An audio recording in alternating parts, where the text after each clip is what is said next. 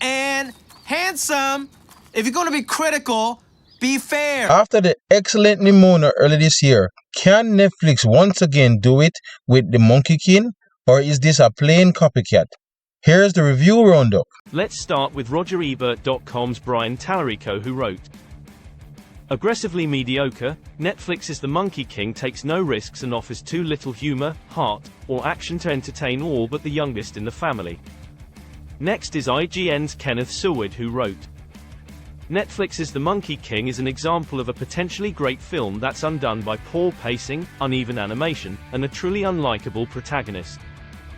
Moving on to The Guardian's Leslie Felperen, who wrote, "The latest in a 10,000-mile-long line of adaptations of Journey to the West, bounces along energetically, and has some exceptionally fun thrills around the edges, such as a flouncy vocal performance from Bowen Yang as the Dragon King." Next is The Hollywood Reporter's David Rooney, and he stated, "Some aspects of the cross-cultural mashup work better than others, but overall, this is a charming attempt to distill a centuries-old story into a quirky folktale that all children can enjoy."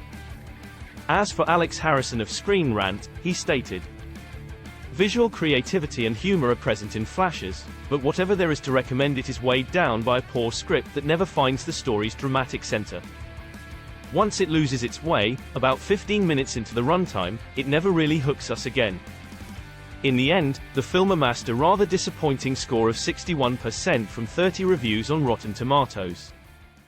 Yeah, I will say this. I had no idea the film released last Friday, as Netflix didn't do much promotional work for this film, and I think that's kind of telling.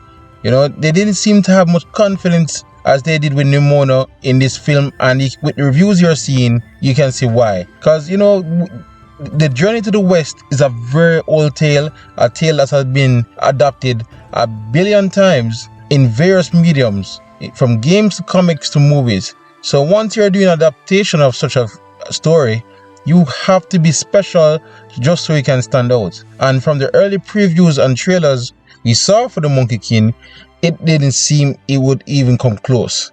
It just breathes and looks generic. It just seems so average from the beginning, you know, but you were hoping it wouldn't be judge a book by cover and then it would surprise you.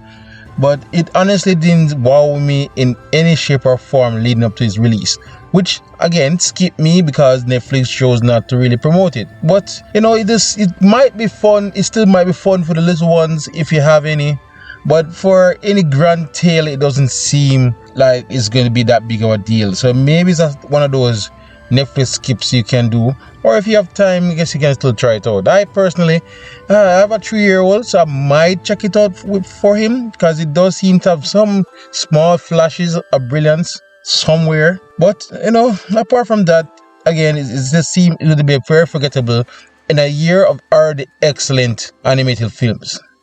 But that's just my opinion. Did you watch it already? Let us know in the comments below, and let me know your opinion on the film. If you think it's the critics were harsh, or I was harsh on it, or you believe after watching it that yeah, they were correct. They were definitely correct here. But you know, that's it for now.